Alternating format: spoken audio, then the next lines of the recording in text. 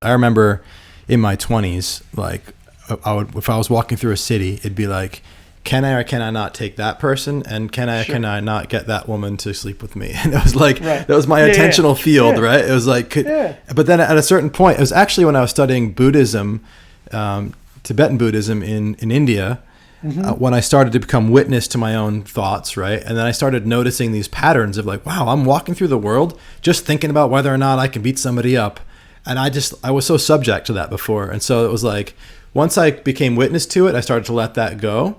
And that was an opening for me and some freedom. But the other piece that I want to bring in here is that, like, when you said that about seeing people's weakness as not something to beat them with, but like something to help them with, I realized that, like, in my work now, like, I can't walk out into the world and hear people talk without seeing their weakness.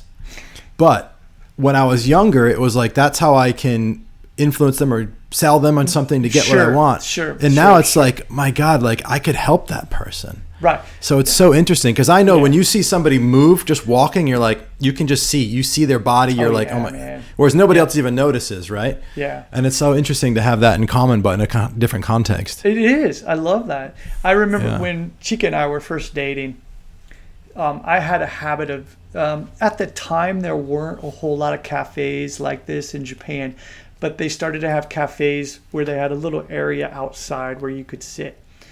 And, I mean, if you're in Europe, Spain, wherever, Italy, doesn't matter. Obviously, you know, in front of the cafes, they're going to have tables outside with, you know, umbrellas and whatnot. But in Japan, it was still kind of rare. But I used to sit outside in order to train myself. People watch? People watch.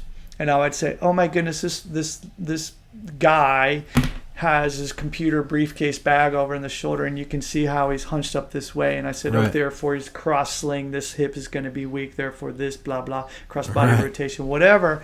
And again, that's what it really, when I was kind of getting my brain around to thinking, how can I help people?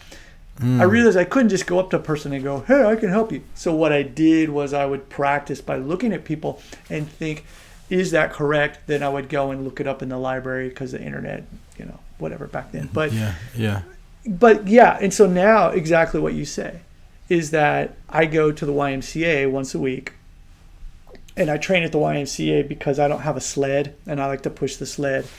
And so I go there, and I see people doing certain things, and I'm not judging. It's different. It's the difference between and, oh man, I really want to say something to help that person. You know what I mean? Yeah. And it's the same with me. Yeah. Go ahead. No, I was just saying, it's like, for me, the place where it's hardest for me not to say something, and I don't because it's so often inappropriate, but it's like when I see couples, like about relationship and stuff, like if I see people like at a restaurant and they're just like not getting along, and I can just see like the pattern, and it's like, man, if I could just like talk to you for a minute, but you're not going to go up in the middle of somebody's set and be, you know, I mean, I guess you could, right? I could, but it's just not the common way of being in society. I think people can misinterpret that here, especially. So you brought this up, and I mentioned it at the very beginning, like the way that people, for example, you said, can I take that guy down, or can I sleep with this girl, something like that? I see so many people, even my age at 52, who when they walk into a place are just like, am I the baddest motherfucker here? You know? And they're still locked in that 22-year-old mindset. You know? Exactly. And again, I'm not judging.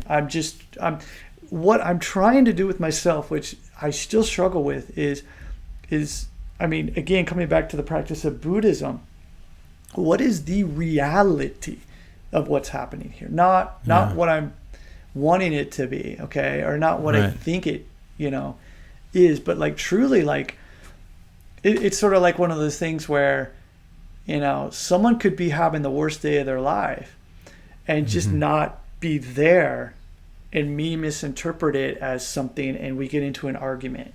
Right, for stupid shit, instead of just going, are you okay? And they go, well, actually, no, my wife just died. I'm just coming back from, you know, the hospital, and I'm just kind of out of it. And, oh, fuck, you know, like that's something I'm trying to be more aware of in everything I do.